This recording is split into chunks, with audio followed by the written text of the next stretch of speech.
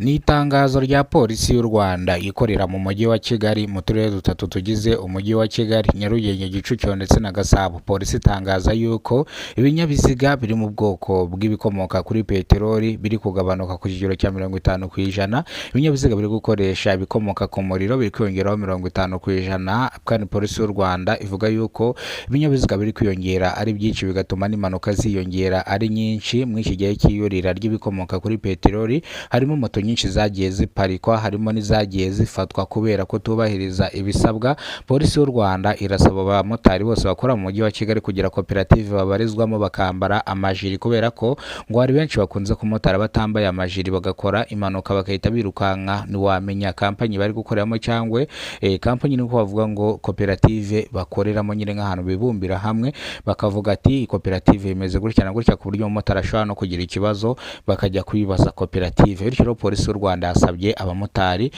kuzajya bambara amajiri kandi bagakora ibitanyuranye n'amategeko, dore ko bamwe bagenda bafatwa bahetse abagenzi babiri kuri moto. Guheka abagenzi babiri kuri moto ni sakirirego. Hano ntago ari muri Kongo, hano ntago ari muri Uganda, hano ari mu gihugu cy'u Rwanda, kandi buri gihugu cyose kigira amategeko yacyo kigenderwaho.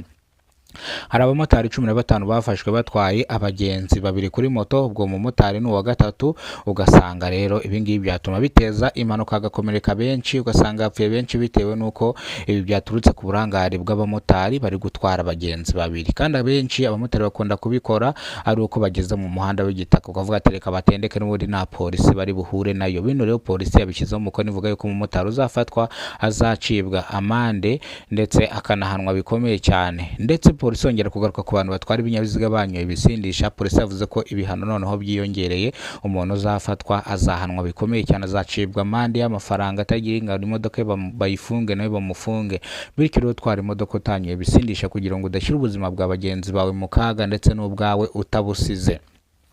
Bityo polisi y'u Rwanda yatangije gahunda yagerayo amahoro mu karere ka Gasabo, mu murenge cyangwa mu karere ka Gasabo na Nyarugenge na Kicukiro. Batangije gahunda yagerayo amahoro ubwo bashyira hamwe abamotari n'abashoferi bakabaganiza, bakabibutsa kongera gukoresha umuhanda birinda impanuka zikunze kubera mu mihanda zitateguwe, zikunze kuba zitewe n'abamotari bagira akavuyo ko mu muhanda. Bityo rero polisi y'u Rwanda yashoje no tangazo ibwira abamotari n'abashoferi ngo bagereyo amahoro. Ku bijyanye n'izamuka ry'ibiciro kuri esase yuriyeho amafaranga na 600, ubwo esase iri kugura amafaranga 2938, bivuze ngo ni nk'ari 3000.